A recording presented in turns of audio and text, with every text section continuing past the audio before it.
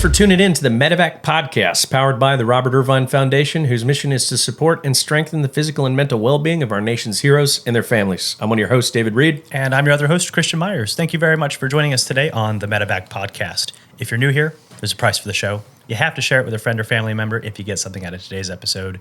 And I'm guessing you're going to get something out of today's episode because it's all about education today. And all about survival. Survive The things. So, all I can think of is Tropic Thunder. Yeah, survive. Speaking of, yes, survival. Our guest today is Jon Turner. He is a former Marine infantryman. He was an infantryman for about 4 years between 03 and 07. Multiple combat deployments there, transitioned out, and he is now the founder and I guess instructor at Accipiter Fieldcraft and the owner of Wild Roots Community Farm, which they do some pretty interesting stuff. Really excited to hear about what you do, Jon. Excited to jump in. Thanks for joining us today, brother. Yeah, thanks for having me. Yeah, And- after we just wrapped up a nice, easy little 6.5 mile hike this morning. It was actually 7.13. Oh, I was way off. Yeah. But, you know, the infantryman told us that. Not me. Man, well, our first TAC event at Terra Arma, we're doing these community events where we bring out anyone who wants to participate to do some local hiking with us.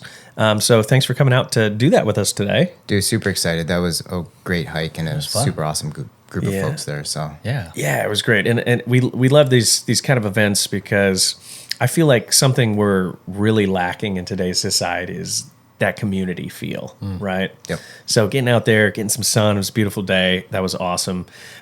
We had an opportunity to meet at MCon last year. Yes. So that was absolutely great to see you reconnect. We're talking about your kids being a fan of the show. Yeah, dude.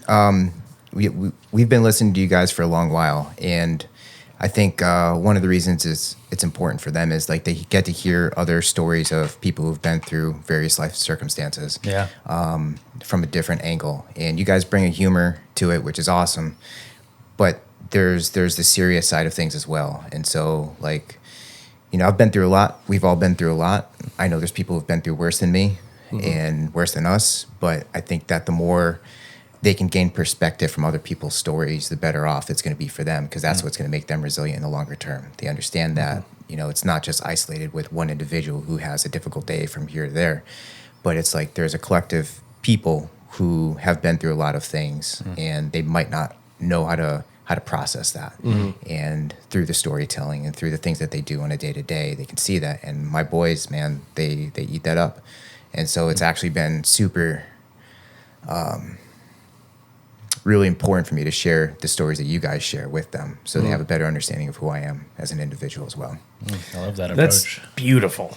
When you think about it, I when you first came up to me when we were at MCon and you said that, it's like, thanks for giving us an avenue of educating my children. It's just such a great approach I didn't even think about, you know? Yeah. So beautiful. Thanks for coming on. Let's rewind it back and talk a little bit about you and how you got started and what inspired you to join the military. Was it family? Was it college money? Was it sense of service? I think it was mostly family and sense of service. I've had a family member in every war going back to the Revolution. And from a very young age, you know, my dad was stationed up at Westover Air Force Base in Massachusetts, and we spent a lot of time going on base, and I just always intrigued by the planes and people in BDUs and all that stuff. And when the first soldiers were coming home from Desert Shield and Desert Storm, we were there in the hangar to greet them. And I just remember like watching this mass of people flood into the hangar, and they're all wearing their chocolate chips and just being totally enamored by it. And that was like the solidifying moments, like, yes, this is what I want to do. And they were all different people, shapes and sizes, but there's something about seeing them come in with their gear, drop the gear, meet their families. I was just like, that's it for me. Yeah. And so from there on, you know, it's just, I always knew. Like, and then 9/11 happened when I was in high school, and like, that was it. It was like, yeah, I want to go fight. Kind of locked it in for you. For sure. Yeah, that makes sense. So you graduated around, you said 9/11 happened during your high school career, so I'm assuming you graduated shortly after? Yeah, 2003, and I was in boot camp a month later. Wow, okay, so quick turn. Yes. Okay. Okay, so you had a couple years where you're waiting in high school, just ready to go. I was itching. Did that distract you from successfully completing high school? Like, I remember for me, like, same thing. Recruiters would come in, they come in. I knew I wanted to join the military for years as well. And junior and senior year were just so distracting because I knew I was just going to leave. Yeah, I mean, it was a distraction, but I knew that in order to get to point B, I had to go through all the nonsense in between point A and there. And so, like, I didn't want anything else other to do than just be a grunt, And so, like, I was kind of a recruiter's wet dream. I walked in the office in between my junior and senior year, said, I want to go now. And they're like, you can't do that. At the time, the Army was allowing folks to go through basic training in between their junior and senior year. So I was kind of hoping I can jump on that train with the Marine Corps, but it wasn't the case. I've never heard of that. Yeah, neither have I. Yeah, That's wild. Can you explain a little bit more about that? So I don't know all the details, but there's a couple of folks that were in my school. They were going to go into the Army, and so they had some program lined up where they could actually go to basic training between their junior and senior year because it was only 8 weeks. I don't know if they still do that. It sounds like they don't. Yeah. But the Marine Corps definitely wasn't offering that. They were just trying to turn and burn people for after 9/11, I'm sure. I know ROTC does a similar program, or some officer candidacy courses. Junior ROTC. Yeah, they do similar things where, like, when you're in college, you'll go to your basic training between your sophomore and junior year, or whatever it is. But that's interesting. I had no idea that was a program. I don't know how I feel about it. I just can imagine, those kids coming back and just being absolute tools on their senior year. I'm a veteran. I'm a veteran. Oh, man. So Marine Corps, it was always Marine Corps for you then? No. Actually, originally I wanted to be a pilot. And then actually Danny and I were talking about this on the trail today. I went to go see an optometrist when I was like 10, 11 years old. And he was like, your left eye's lazy. You'll never be a fighter pilot. And it just like crushed my dreams. Ugh. And so went and then was kind of like looking at the whole Ranger SF route because those were the books that were available, right? And Rambo was a predominant figure in my life growing up. And that seemed like the most logical thing to do. But my brother graduated boot camp when I was 16. I remember going down to the island, Paris Island, and seeing the obstacle course and watching all these boots just get hazed. And that was it. I was like, that looks very hard and I want to do it. So Rise to the challenge, huh? absolutely. I love that. So you leave for basic training. Yep. I'm sure you make it through all that. Okay. And where's your first duty station at? Yeah, so went through boot camp, squad leader, got meritoriously promoted, which was good because I was kind of a numbnuts before I went to boot camp, But did that, went through infantry training, and then ended up in my unit on Friday the 13th in February. And 2 weeks later, we went to Haiti for 4 months. Wow. So it was a quick turnaround from like boot camp to infantry training to being in a line unit and going. So 6 months out of high school, you're on your first deployment. Yep, 18. That's a quick turn. Yeah. So what were you guys doing in Haiti? So my understanding is that there's an American-backed coup to overthrow the president. That's what I was told by some people who had done some like relief work in Haiti. What I do know is that the president was no longer in power, and the Haitian people were pretty upset by that. And at that time, it was one of two he was one of two presidents that had either not been assassinated or kicked out by the people. Wow. So they were upset. For whatever reason, they brought in our unit as a QRF, and we were there to keep the peace. And it ended up turning into a 4-month work up to Iraq. Okay. So, Okay. And you were right out to Iraq pretty close after that. yeah, so once we got back in June of 2004, at that time our sister unit 1-8 had taken our place. And so they ended up pushing through Phantom Fury in second push of Fallujah. And we replaced them in January of 2005. So we got back in June, left in January. Okay. And how was that deployment for you? It was mild. I think we only had about 11 KIA and I think less than 100 wounded. It's so interesting, hearing this from a Marine's perspective, because 11 KIA is a lot. That's a lot of people. Yes. Yeah. I mean, in the grand scheme of things, Yeah. I get what you're saying.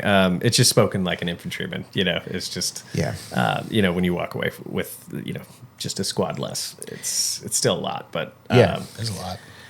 But it just goes to show you the scale of how rough it was in the beginning. Yeah, man. I mean, that was legit. And, I know we were talking about quick turnaround for me going from high school to Haiti.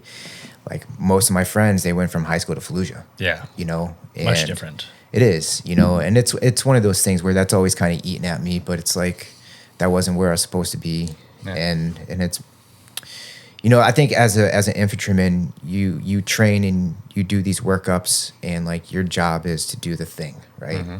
And when you don't get to do the thing, you're upset by it, you know, but without really understanding the cost of that thing in the process. 100%. And I think that touches the statement that you just made about like 11 people is actually that's a squad less. Yeah. You know, but I think for any young person, like it doesn't really register. It didn't click to me that we were actually at war until about halfway through my third deployment. And I don't know why. It wasn't when like we lost 4 from a pressure plate. It wasn't when my buddy got shot. It was like when I heard my other buddy screaming, right? And so it's like, why is that the mechanism to where all of a sudden war is real? Yeah, it's just, and we talk about this extensively. Yeah. And I think the conclusion we draw is it becomes real when those in your life are affected. Yeah. And for me, the moment was real on my second deployment when I lost my first buddy. Yeah. You know, and it is. I mean, that is the collateral damage of war, is seeing people go down. But I think when you have a personal affiliation towards that, that's when it gets really difficult. And war becomes real and then we start questioning, right? What are we doing here? Like, why are we here? Yep. And let's just try to get everybody back home in one piece and home safe, you know? And that was precisely the moment where I was just like, what are we doing? Like, because I really don't understand this anymore. Yeah. Like, we're going out into these spaces where, yes, there's people laying IEDs and setting up, you know, mortar areas. But it's just like, they're doing it because we're here. Yeah. I don't know, man. Like, sometimes it just doesn't make sense. It's like the only thing that makes sense, and then it doesn't make sense at all, you know? But that's the nature of the beast, right? And it's impossible to describe what you just said right there. But that feeling is true, and it's innate, and I think most people with multiple combat deployments feel that way. Yeah. The first one, piss and vinegar, right? We're excited to be there, go do the job. It's fun. Even if you're losing people, like, you're still out there to do the job. I don't know what the mechanism that causes us to realize later. Maybe it's just age and wisdom, and, you know, starting to realize that this war was a little bit different than the other wars. But you know, at a certain point, you do come to that realization, like, wait, what are we actually doing here? And I think the military has done a really good job at avoiding, you know, keeping people from not asking that question, right? Sure. I don't know what the mechanism is there either. They do a really good job of making you not ask that question. Yep. And two, I think another huge point to touch on is it all depends on your leadership. Yes. Right? Yes. Biggest thing for me is we made a joke towards the end of our second deployment of our just envisioning our leaders with a dart and a map of Afghanistan and just throwing it out there and saying, what ribbon can I get today? You know? Yeah. And it is unfortunate to see that a lot of these bad officers out there are trying to impress their chain of command, whatever it is. I mean, we had a guest on, and you might have heard it, where the guy lost both of his legs because his officer was just like, let's go do bounding exercises outside the wire. And they just bounded into a IED. Right in front of a major who he was showcasing these bounding exercises to. Walked out there to show off to the major. Dude, I don't understand the logic behind that one bit, man. Doesn't make sense. And that's the thing too, is so we have a tendency to say, you know, big Army, big Marines, wherever it is like, what's wrong with you? But sometimes it's just one or two above us. Yeah. That are trying to make their debut, Sure, if you will. The understanding that the decisions you make here will affect other people. Yeah. That's it, plain and simple. The decisions you make here will affect other people for the remainder of their lives or end them. How about you're at war? You should have already done your bounding exercises. Are we here to train or fight? Let's figure it out, boys. I think, you know, for me, and I'm sure you could say the same thing, everybody can, is when you're downrange, you're deployed, especially as an infantryman, that's vacation. Yeah. Yeah, because there is absolutely a lot of downtime, and you know, the work up to that moment is very rigorous, and it should be. But dude, if you're not pushing missions out, or, you know, doing some kind of post, because that was the other side of what we had to do, then you're just throwing rocks or you're working out or you're eating MREs and that's it, man. It's just like you're either working or you're working out. Yeah. So Fat camp. I love it. yeah, fat camp. So you briefly mentioned that on this deployment or the third deployment, you your buddies were hit by an IED. 4 went down? Yeah, April 2nd of 2006. Okay. Are you comfortable sharing what that day looked like? Yeah, so I wasn't out on that mission, but I just remember, I remember finally waking up because we had to go on post. So how it worked at the Gov Center is that we'd have like an 8-day cycle where we would be there running post. So it was like 6 hours on, 7 hours off, 7 hours on, 6 hours off. And we did that for 8 days. And then we go into a patrol cycle where we'd be patrolling for 4 to 8 days, depending. So it'd be like ground patrols and like foot patrols or mounted, depending on what we were tasked to do. And then there would be like a rest period, which would be just filling sandbags. And so we were on our post cycle, and 3rd Platoon was out on their patrol cycle. Introducing Bub's Naturals, a lifestyle brand inspired by the legacy of Navy SEAL Glenn Bub Doherty. Born out of a commitment to adventure, wellness, and giving back, Bub's offers a range of nature-derived nutritional products designed to help you live life to the fullest.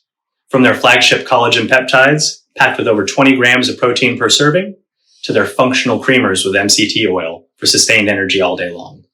Each Bub's product is crafted with care and quality. What sets Bub's apart? Well, with every purchase, Bub's donates 10% of their profits to charity through the Glenn Doherty Memorial Foundation. They support special operators and their families as they transition into civilian life. Join the Bubs community today and fuel your adventures with purpose. Visit bubsnaturals.com to learn more. And be sure to use code Medevac for 20% off your first order. That's MEDEVAC, all capital letters, when checking out at bubsnaturals.com.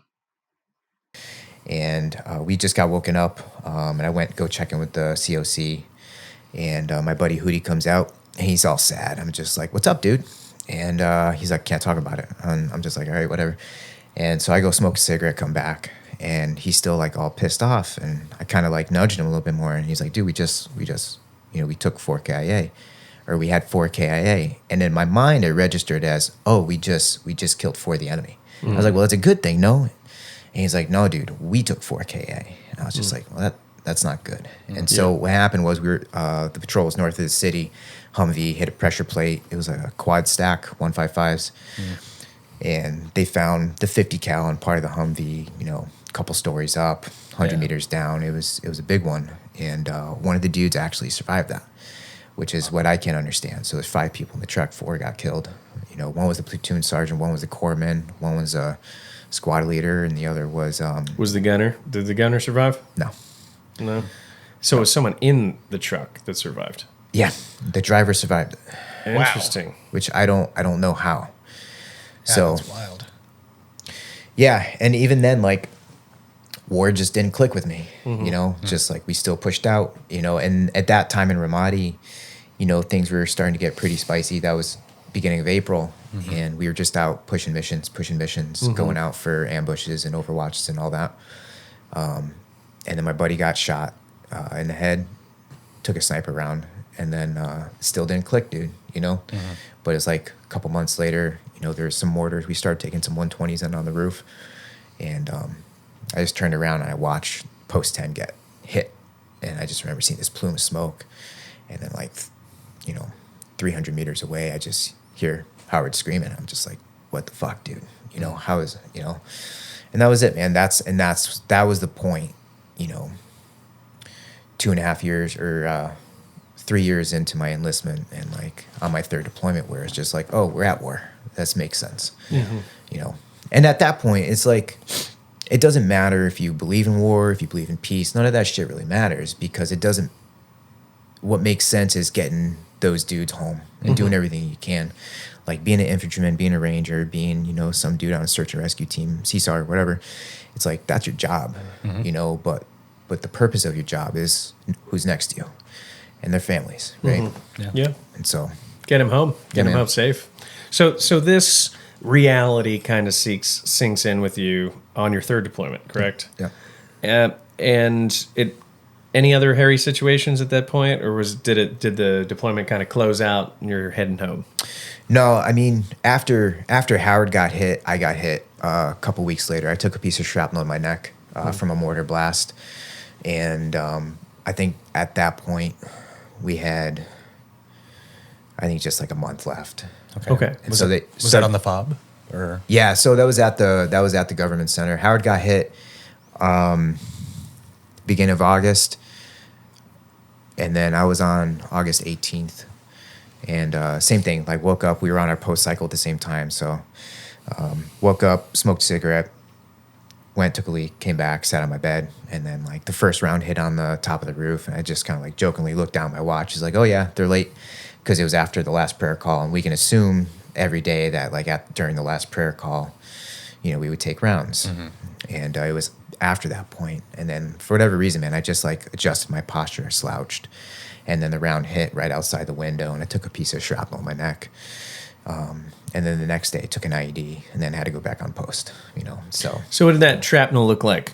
it was just, dude, it was a small piece, but it was like 1/4 inch maybe from my carotid. okay, Wow. Yeah. Lucky day. Yeah. So if you hadn't adjusted your posture, maybe it would have been a different story. Probably. But, for me, it's just, like, you were affected by a blast in a different way. I was affected by a blast in a different way. We all know people who've been affected by blasts in different ways, and it's not, for me, it's just like, man, it does a tiny little, like merely a flesh wound, right? Yeah. In the grander scheme of things. But it's like, that just kind of made it more real, And so the rest of the deployment closed out. Everything was good to go. And then we were on another workup for another deployment. And that's when I got medically discharged because of that and because of other physical stuff that was going on with my body. So, okay. So that was. Did you have any intention or desire to reenlist beyond that? yeah, or? I actually had my papers like written up Okay. when we were overseas, and then things just like changed. Yeah. And then the Marine Corps kind of made the decision for me. Yeah. Which was unfortunate, but like, So you went through the med board process, and what was the consensus there? they discharged me for post-traumatic stress and TBI. Okay, so So- I think that this is a really common one too, and if you feel comfortable, I'd be curious to see kind of what they saw versus what you were feeling. Was it impeding your work? Were you irritable? Like, what was the? Oh yeah, I mean, all that, like all the signs and symptoms were there. Okay. I think, there's no denial of that. Like, there is definitely like increase of stress and increase of agitation and all the things. Anti-establishment, maybe a little like disregard authority. Yeah, sure. Like, Yeah. sometimes you just sloot a little bit lower. Yeah. But, I think that could I have fought that? Probably, but the biggest issue is that during that time I was on a cocktail of medications. And this is when they were starting to introduce, because at that point post-traumatic stress still wasn't a thing. Yeah. Basically shell shock still. Yeah. Yeah. And so they were testing out all these medications, and it just threw me through this massive whirlwind that I wasn't able to think properly. Wasn't able to think. Yeah. Wasn't able to feel. Wasn't able to dream. Wasn't able to sleep. And like, this is what it's supposed to be helping me with, right? And that's always been my issue, man. It's like, you're going to teach these folks how to go to war, how to do their job, and you're not going to teach them how to come home. Yeah. And that's been the biggest issue. That's why so many vets fucking kill themselves every day, because they don't have some kind of support network in place. And since 2005, like 25 dudes from my unit have taken their own lives. We actually had the first dude from our unit kill himself in a porta potty in Iraq in 2005. Wow. And so it's one of those things where, yes, like I'm open about the whole mental health side of things, because I think it needs to be discussed. I've been at that point where that seemed to be the only logical option. But at the end of the day, man, it's like, I don't want to be a statistic. I don't want to prove them to be right. Yeah. And that for me gives me a good drive to like really like unfuck myself and get my shit together, so that way I could be a functional person in society for my family, for my kids, my wife, my future. Yeah. Like, I love life, man. Like, I love life, and I'm so grateful that everything that I've been through. I wouldn't change any of it, right? But I know that there's a lot of people like us who don't have those outlets that can get them to that point where they become a statistic, whatever that is. And I think you find yourself at a fork in the road. Sure. It's either let it break you or, change you to becoming a better version of yourself. Yep. I think that's the motivation. It's how we handle adversity. Yeah. Quite simply. So your transition out of the military was done kind of a little dirty. So I'm sure you had quite a bit of animosity towards the Marine Corps towards the end. Absolutely I did. And was absolutely in a vulnerable place. And I had a lot of animosity towards it, man, because within the first 2 months of getting out, there's another person that I'd known that killed themselves. And it's just like, dude, why are you letting this happen? And it took me a number of years to really be like, well, it's a bigger organization. It's the cogs in the machine. They're not perfect, but at some point it does fall down to the individual. And like you were just saying, it's like you're at a fork in the road. You're going to choose which path you want to take. And, misery is comfortable. And like, it's true. We've all been there, man, So after that animosity, it was just like, all right, they're not going to do it for me. I got to do it. And started traveling around the country, with this group of artists, and we were just making art and just like being with each other. Actually, we had a residency in San Antonio in 2009 at Southwest School of Art. Okay. Yeah. And so that was what kind of art? Making paper. Making paper. Yeah, out of uniforms. Out of uniforms. Yep. Okay. You definitely need to dive into. Dude, I got a lot of irons in the fire. So Yeah, this is interesting. So that was one of the mechanisms for me to kind of like look at things differently, right? Yeah. So you take this fabric, this thing that you wore, whatever happened in it, and then you're deconstructing it and you're reforming it into this thing that makes sense to you. So you have this blank sheet of paper, you have this blank canvas, you just rewrote war, essentially, or your perception of it. And then you go through, I learned how to set type for letterpress, like old school newspaper type stuff. Yeah. So actually setting individual pieces of lead type and then printing, like doing wood carvings and stuff like that. Dude, that became my drug that got me to like kind of clear my shit up. Wow. So in the meantime, are you dealing with prescription medications as well? Or are you finding that you're you've weaned yourself off completely? I smoked a lot of pot. Yeah, well, that'll do it. Yeah.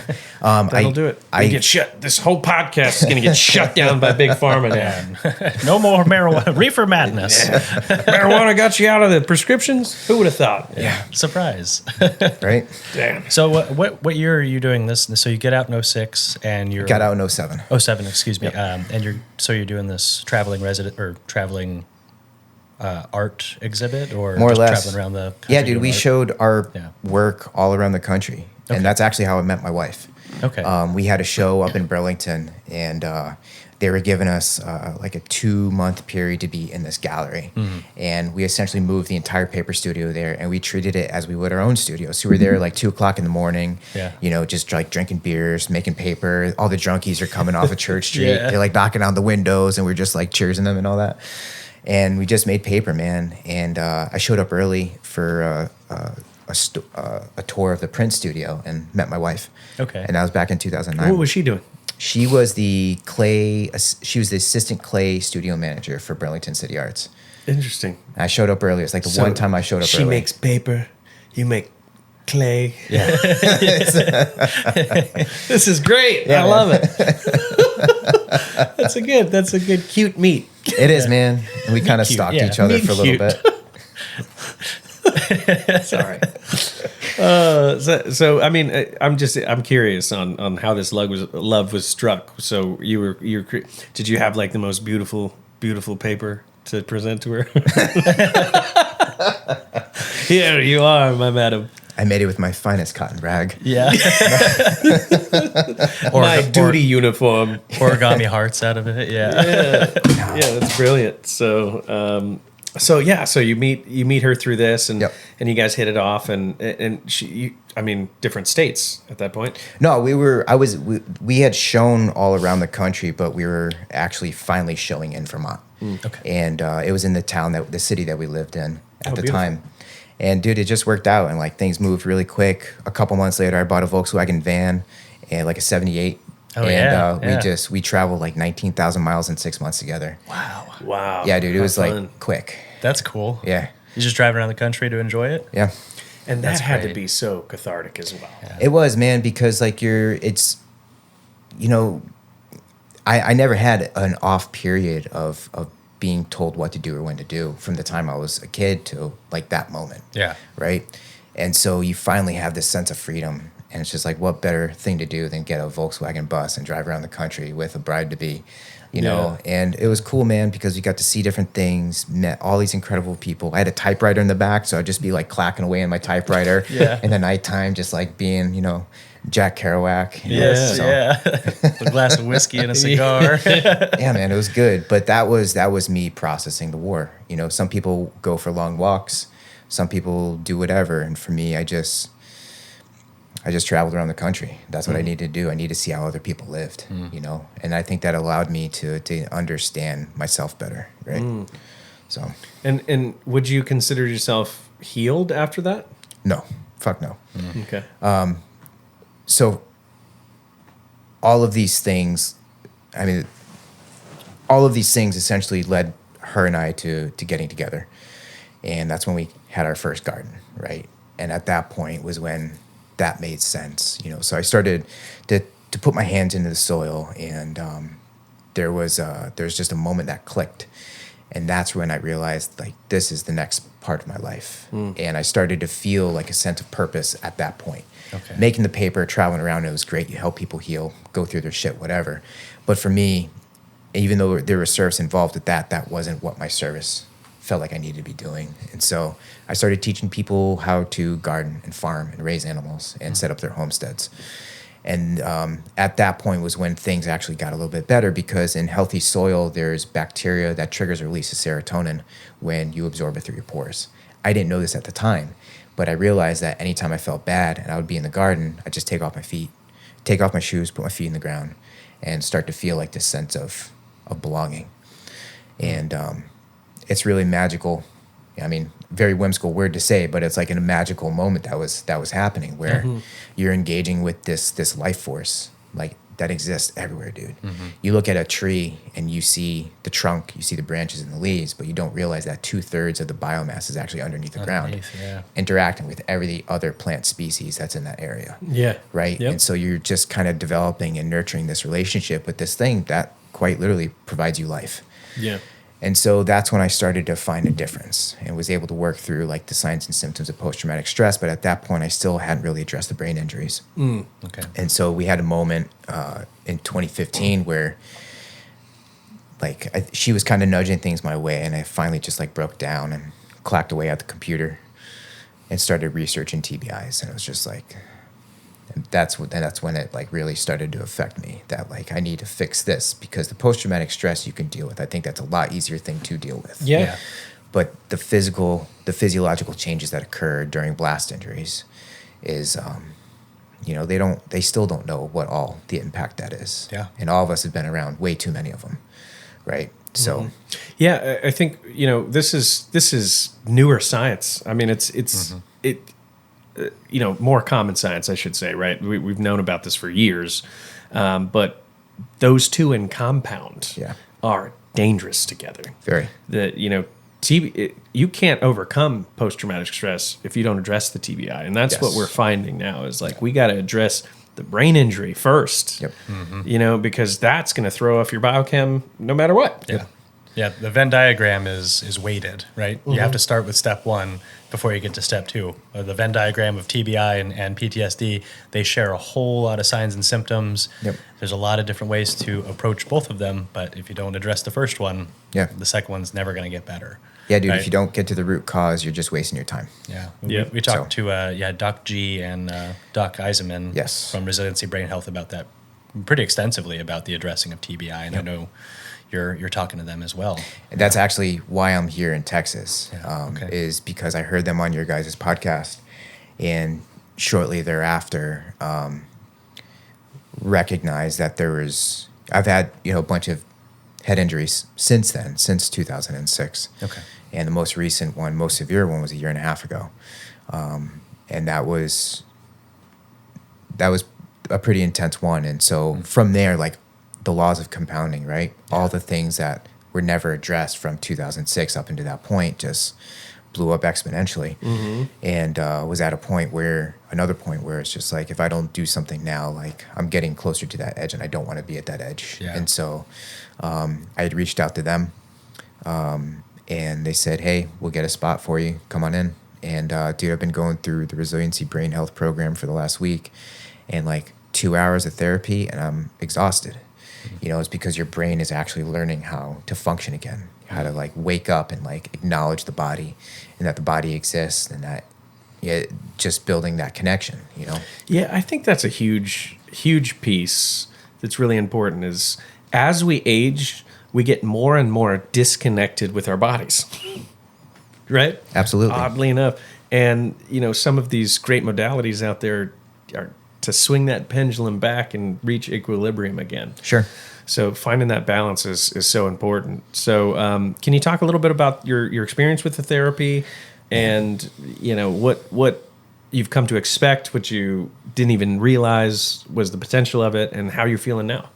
Yeah, so right now we're on the break from our first week. I head back up there tonight, and then Monday we hit it harder than what we did this last week. And so I knew that things weren't firing right. I didn't know how. I didn't know what that meant entirely. I just knew that there's a disconnection, you know, where in a moment of like overwhelming, I can just feel my brain just kind of like shut down. And for a while, it's just like, am I making this up in my head? Is this actually happening? And no, it's not. Like, it's actually the body and the brain protecting itself. It's telling you that like, hey, I don't have enough energy to continue doing the thing that you want me to do, so I'm going to shut down to preserve energy, to preserve you. And for me, having them explain that to me in the ways that they did was just light bulb after light bulb going off. And so one of the therapies that we're doing is the transcranial magnetic therapy, where it just it's like a concentrated MRI magnet that goes into your brain and that kind of just says, hey, wake up and wake up and wake up. You know, and so they have different patterns for each side of the brain, depending on what it needs. And you can, you know, after sitting in that chair for 5-10 minutes, like you can feel your brain just acting in ways that are different. And then you go through and you go on the vibration plate, and it's just like, well, how is a vibration plate gonna fix your brain, right? So interesting. Yes. The vibration plates. Yes. But the logic behind is that it's like your brain is then understanding that there's a body underneath it, and like you're feeling it. And so you take off your shoes, go on this vibrating plate for 10 minutes, and you're leaning your pressure back and forth. You should put like a pot of soil on there and then just really... Yeah, dude. We'll crunchy this thing up. Yeah. So interesting stuff about the vibe plates too is, you know, your body obviously has this sheath around it called fascia. Yes. And as you hyper vibrate your entire body, the toxins like essentially shake loose. Yep. And that's why you have to drink a shitload of water after those treatments. Yeah, water and electrolytes, man. That's it. It's a really powerful thing. And then we started getting IV transfusions from, so like the NAD, which is just a bag of niacin. Perfect. Yeah. Yeah. And dude, we had one guy in our group, he got the 400 cc's of it, and he was straight laying on the floor for like 2 hours. Because the niacin goes to where the inflammation is. So everybody reacts to this differently. But it's just really interesting to see how we're all going through these same therapies. We've all been through different circumstances that are somewhat rooted in the same thing. Sure. And we're all reacting to it differently. Yeah. And it's just, and so it's, for me, kind of goes back to, we have to approach mental health, physical health, spiritual health from a multifaceted approach if we're going to continue to live and exist and move forward. Yeah. So... And you had to have seen somewhere along the path of your recovery that you wanted to showcase this to other people who are dealing with the same struggles, I'm sure. Right? So when within this whole process, because I know you've been doing this for a while, way beyond today, is talk about how you started. You know, you're getting out into the woods and you know, bringing people out and the farming that you do. Yep. So let's talk about that and how that complemented these therapies for yourself. Sure. So, I mean, I grew up in the Boy Scouts, you know, so tying knots, building fires, playing with knives, all that stuff's been a part of me for a very long time. Right before COVID happened, I started getting back into going out and just having a fire. Okay. You know, not with any specific intention, just doing a different method to build that fire. And then that led back into building shelters, different tarp configurations, different debris huts, and so on and so forth. And then COVID happened, and then I had a whole bunch of time to just sit and just train in that way. And by this point, I had already gotten back into like fitness stuff, you know, training for like tactical 2-gun competitions and stuff like that. Okay. But the Fieldcraft, the Bushcraft part of it, like it just resonated with me, and it brought me back to this place where, you know, back to the garden where I touched the soil and something clicked. And so for here, it's just like going back to when I was a lot younger, and was able to connect with the wooded area in a different way than what I had previously. And so started really getting into like primitive skills and traditional tools, and, you know, and got to a point where, you know, my skill set was back up. I felt comfortable with it. People are asking me about it because they knew I was interested. So I just started teaching. Okay. And I've been doing that now for almost 5 years. Wow. And so that kind of, you know, the birth of Accipiter Fieldcraft came probably two years ago. It became like an official thing. I was just helping this other guy, Jeff, with his school down in Massachusetts, and kind of doing some stuff locally. But for me, Fieldcraft, Bushcraft, the whole survival thing, like these are all skills that we had. Like our ancestors had these, you know, even just 2 generations ago was more common, you know, within our lives. But it's a challenge, man. Building a fire with limited resources will humble you very, very quickly. Oh, yeah. And so you have these men and these women who at one point they wore a uniform, they did all these, you know, noble things. They get out, they struggle with emotions, and all of a sudden you give them a ferro rod and a piece of tinder and say, start a fire and make it last for 5 minutes and boil this water in the process, right? And you see them struggle, and then you give them a little glint of like wisdom, and they make that adjustment, and then all of a sudden they're doing the thing, and they lighten up. You know, I've watched so many people get their first bow drill ember for the first time, and that to me is one of the most rewarding things, because like perfect conditions, you can get a bow drill ember within like 15 seconds. That doesn't mean like making the set, but you have to teach these people how to make the set, and then you have to add the elements from the environment and all these things, and then you have to add emotion too. Right? Because it's really frustrating when you're trying to do the thing and you can't do the thing because the spindle keeps popping out, right? Yeah. Sure. And so you have to teach them to control their breathing. You have to teach them how to control their posture, and like they're engaging their core and they're doing all the things with their body that they should have been doing all along. And you're just doing that through survival skills, wilderness living skills, you know, and it's pretty awesome to see vets and first responders do that for the very first time. I can imagine it changes a lot in their outlook. I mean, giving them just a small challenge like that to overcome, that's got to light a spark of itself. Absolutely. You know, I mean, in Vermont, I spend a lot of time outside. You know, that's one of my favorite places to be. I don't mind the winters. I don't mind, you know, the -10 wind chills, all that. I don't, you know, that's for me, that's another day of training, right? Sure. But there's so many people that visit and they go outside and they don't have any kind of thing to get them through a night if they need to. You know, like, you know, the motto of the Boy Scouts is be prepared. And that's something like I've taken to heart throughout the entirety of my life. But if you're going outside, know how to build a fire, know how to do it without a lighter, know how to put up a shelter, because like nature doesn't care about you. It really doesn't. And it'll swallow you up really quickly. Yes. So. Yeah, and so what's the longest stint that you've been out alone?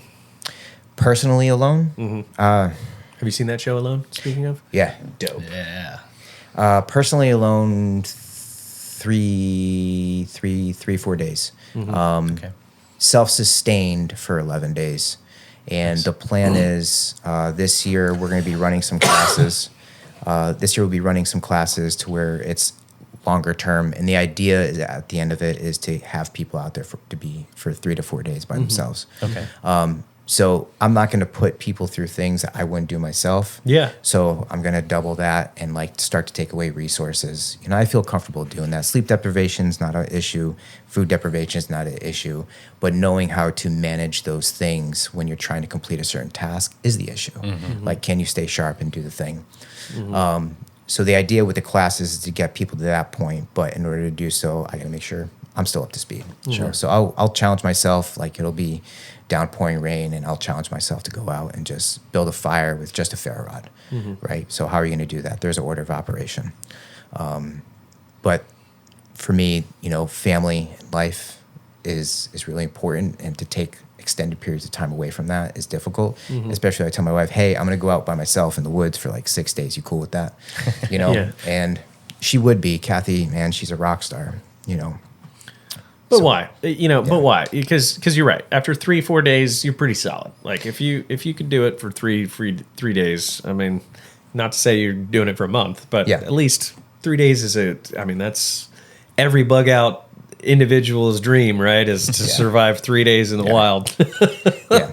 And it's not an issue, man. It's just, I'm out doing something every day. Yeah. I think it's just like being able to take the time away. And for me, I could take the time away to do like the resiliency brain program right now because that's necessary. Like going out to the woods for 5 days by myself isn't necessary on the longer term. But my wife and my kids, they all do this stuff with me. My kids been playing with sharp things since they were like 3 years old. They both know how to make fires with ferro rods. Wow. Whenever we process animals on the farm, they're right there with me. And so it's kind of cool. Yeah. Let's talk about the farm side of things as well. Yep. Wild Roots. Wild Roots Community Farm. So we are a 10-acre operation dedicated to community resilience through food systems education and wilderness living skills. It started off in 2014 as a small 2.5-acre plot of land, and I started working with the veteran community, bringing them out there to teach them how to grow food, build soil health, do all the things that are really important to actually create nutrient-dense food. Sure. Right? Started working with colleges and universities, and we realized that we need a little bit more space. And so we found this 10.5 acre parcel back in 2016, moved on to it, and started planting trees, started preparing for rotational grazing in a silvopasture, which is essentially just animals that rotate through trees. They do all the pasture management for us, so that cuts down on the usage of fossil fuels for mowing. They actually have a really healthy palette of food because we frost seed and we put this, diverse cocktail of forage crops in there, so they're constantly being fed, really nutrient-dense grass. Sorry, man, we can geek out on this for a long time, dude. Gotta be the best meat ever. Dude, it's incredible. Yeah. So I got a buddy, he's a James Beard winning baker. Okay. If you're not familiar with that, it's a very prestigious award for being really good at what you do in a kitchen. And we were doing a on-farm slaughter workshop, so we had like 12.5 people there. We had a big pig hanging. I sit there, I cut out the liver, I hand it to Zachary, and it's like, hey man, here you go. And he already had a cast iron pan going. He chopped up the liver, threw it in there, used a hand crank grinder, made pate, and he comes back around the corner. It's like, dude, I could taste the apples. And for me, that was like a huge measure of success because like our pigs, they get apples, apple cider vinegar, and beer every day. Or, they cycle through that. But that's I know all the things that go into my animals. Yeah. Right. I It's know a big what deal. it is. Yeah. And you have that connection with your food, and like you become a healthier person because of it. Yeah. You're not taking for granted, what it took to put a plate in front of you, right? Not everyone has that connection. So that's why we have the farm, is to help people build that connection themselves. And for a vegan to say, yeah, I'll eat your eggs, and for a vegetarian to say, yeah, I'll eat your chicken, that to me is like a measure of success. Absolutely. Right? Because they see the process, they see what food systems can look like. They see how we engage with that process. And it's from That's the huge. top down. Yeah, man. I mean, you guys are cultivating the food that these animals eat as well. Can you talk? I'm sure you have a plethora of knowledge on some of the things that we find in our local grocery stores. And, I'm sure that we've sucked all the nutrients out of these like plants that we're selling, these vegetables and fruits, right? Do you know, like, are you familiar with like some of the techniques they utilize and some of the scary things, I guess? Yeah, so the majority of tomatoes if they're not local, when they get picked, they're picked green and they're sprayed with a chemical. So that way, by the time they get to you, they're red. So it kind of like slows down the ripening process. But before that, there's every other herbicide, pesticide, fungicide that goes into the soil, which, depending on who you talk to and what their involvement is with the industry, they're going to say, oh, well, it's not going to uptake those things, but that's not true. They do uptake those things. For years. Yes. For years. Yes. So even like organic farming has pesticides that have been in the soil, because it's a certain amount of time. Like, is it like 7 years between you could dictate it's organic? It depends on the state and depends on the certification process. I don't recall what it is for Vermont, but it's somewhere around 7 years, if I'm not mistaken, where it has to be in organic production for that amount of time before you actually can get certified. And then like the soil stays tainted for like 20 years. Yeah, that stuff lasts like 15 a years It lasts or a something. minute. Well, there's a topsoil issue right now, right? I Yes. mean, we're talking about like 60 crops left, or 60 years worth of crops left at the radar curtain.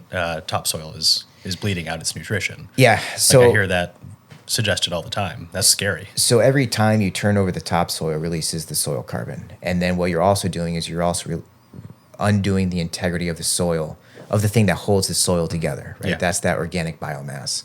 And those are the things that they break down, they cycle nutrients, they store water, they store the little beneficial bacteria and all the things that you actually need to have a living soil. Yeah.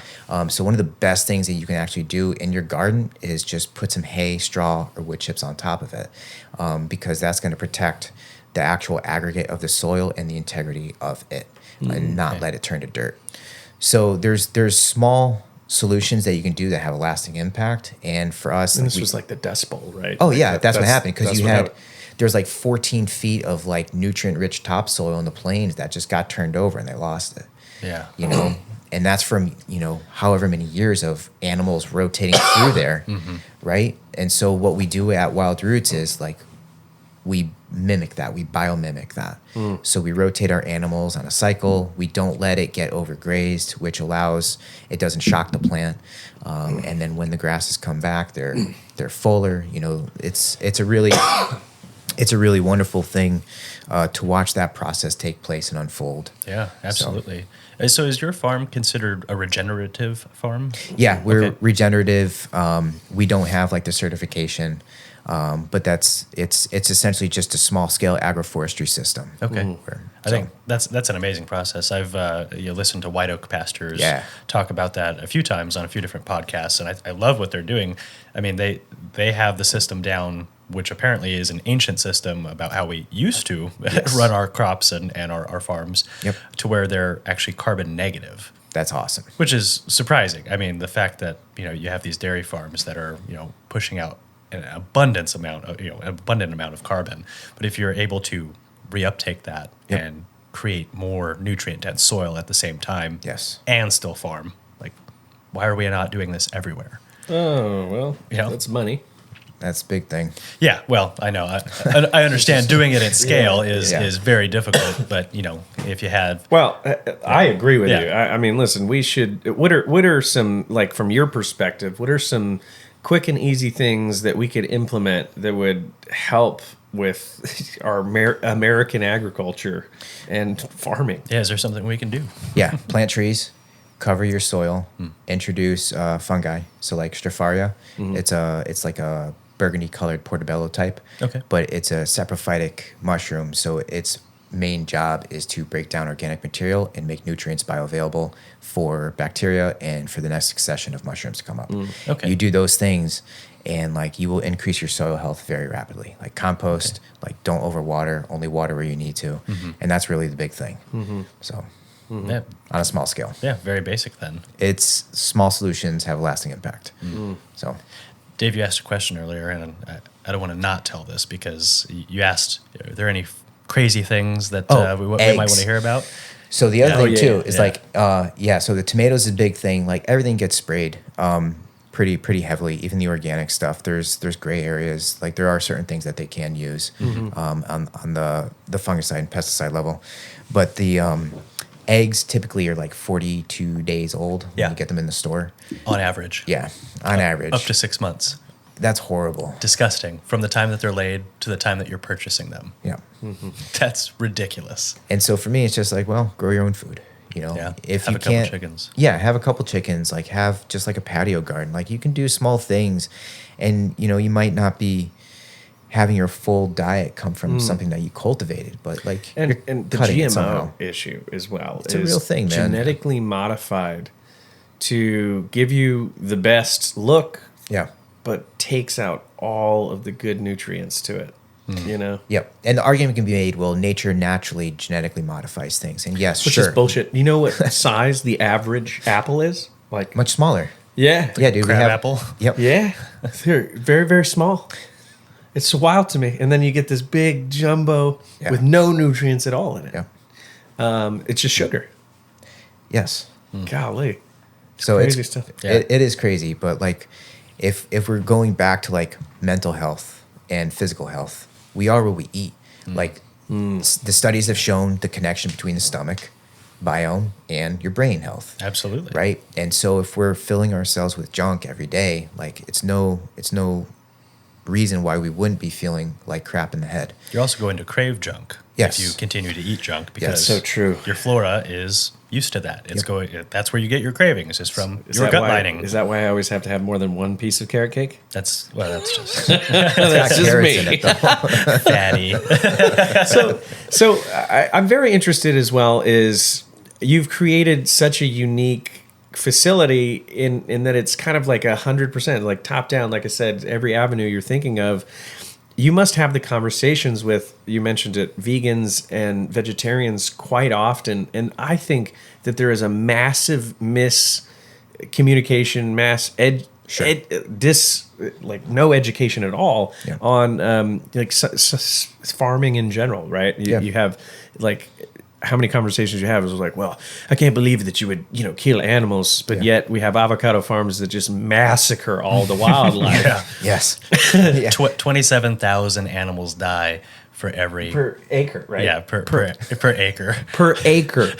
It's like you want to yell Of at a me like monocrop, yeah. processing, like raising my pig and processing it myself, but like that tofu block you just bought, like how many bunnies were killed in the process of making that? thousands, Yeah. hundreds of thousands for the tofu. So like if it's an ethical thing, I have no problem with that. Like I get it. Like you don't want to eat meat because you don't want to eat meat. It's a living creature. Whatever. You do you. I totally get too. Yeah. I don't want to eat it because I don't know where it's been. Sure. Yeah, I don't want to go to the local HEB.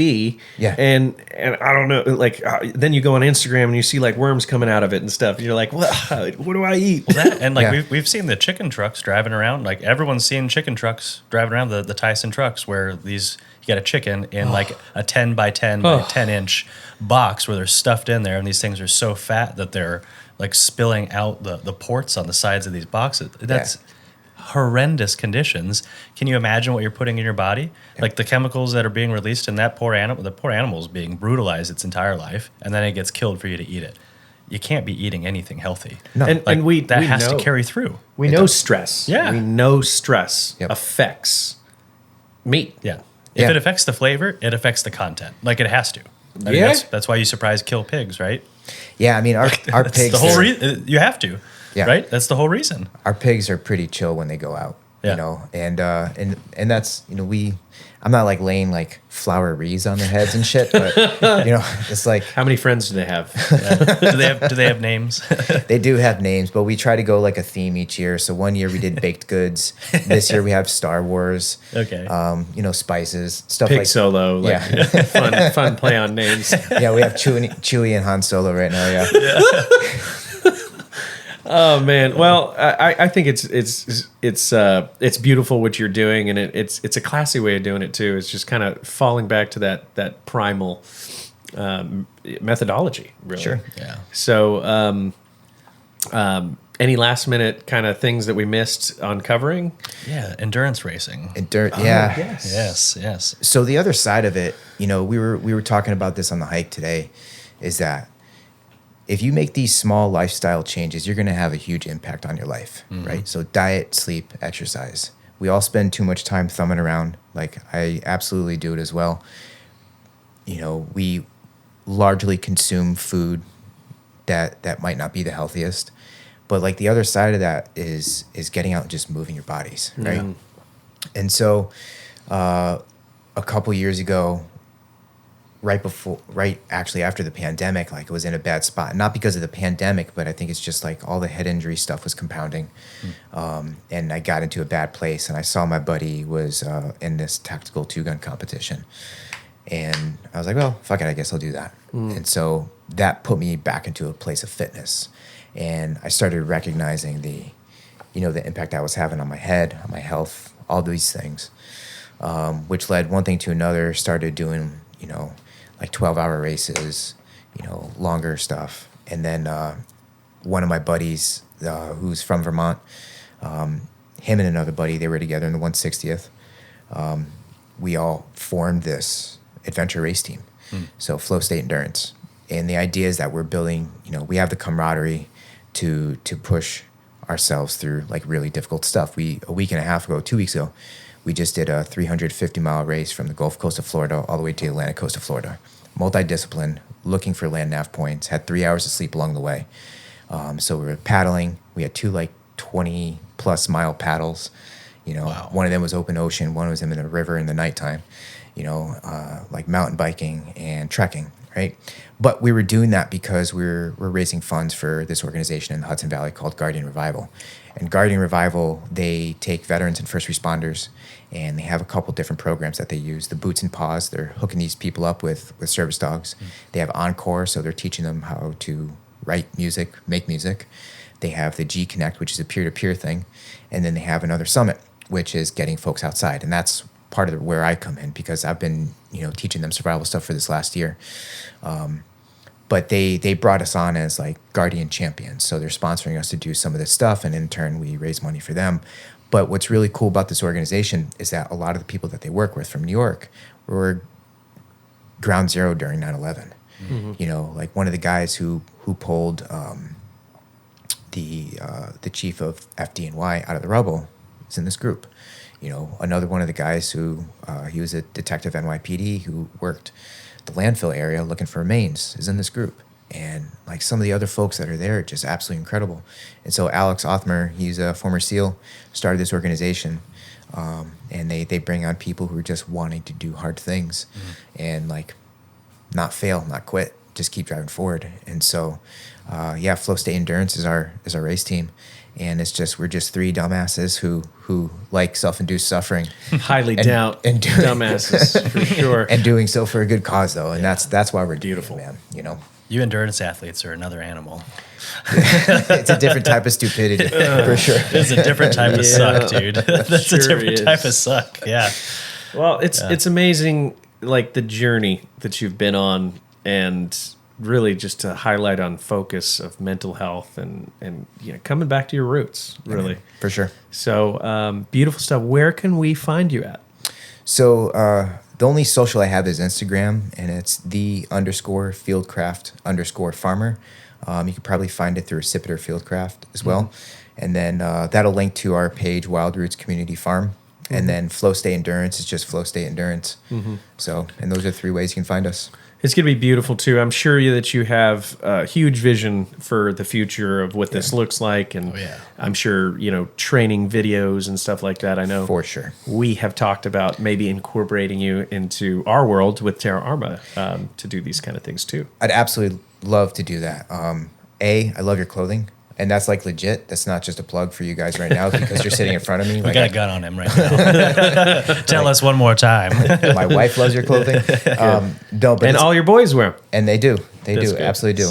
So it's good stuff. But I think that what you guys are doing, both your philosophy behind Terra Arma, but then what you're doing with the podcast is saving lives. Like 100% without a doubt is saving lives. And I know there's times when I get in a funk and I'll throw you guys on and I'll just listen. Because for me, it's like someone else is telling a story. I can relate. I can't relate. But it's just like that's them processing. And I think that that's a powerful thing to bear witness to. So I appreciate you guys having me on. I appreciate everything that you do for our communities and all the blessings to you in that process. We echo the sentiments. So. Yeah, you're a truly inspirational person, Jon. Like I really admire what you guys are doing. I admire the direction and the fact that you're not giving in. Fuck no, man. We're going to do it the right way, and it's the only way to do it. Absolutely. I really appreciate that. Absolute pleasure getting to know you too, and this is just the start of our adventures together. So Hell yeah. I'm sure that I'll be one of those guys that are throwing things across the room for my first flame under a snowstorm in the middle of the night. While John's kids In the middle. outshine you. Yeah, Like, come on, old man. Can't blame it on the leg this time. All right, brother. Well, thanks again for coming on. Been an absolute pleasure, and we're looking forward to seeing you in the future. Same. Thank you, guys. Thank you, John. This has been the Medevac podcast, ladies and gentlemen. Thank you very much for joining us today. If you want to get in touch or learn more, head on over to medevacpodcast.com, MEDEVAC, or hit us up on Instagram because that's the easiest way to see the updates. And there's going to be a lot more going on this year. So get involved at Medevac Podcast. Go follow it right now. And if you're interested in coming out to one of our local TAC hikes for Terra Arma, you'll find that information on our Instagram as well. Yep, right over there. See you next week. Until next time. Bye.